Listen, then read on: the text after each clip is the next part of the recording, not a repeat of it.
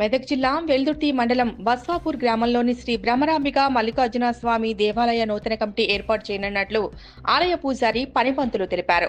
April 7వ తేదీన ఆలయ ప్రాంగణంలో కొత్త కమిటీ ఏర్పాటుకు సమావేశం నిర్వహిస్తున్నామని, అదే రోజు ఆలయంలో నూతన కమిటీని ఎన్నుకుంటామని చెప్పారు. శ్రీ బ్రహ్మరాంబ సహిత మల్లికార్జున స్వామి దేవతాభ్యో నమః.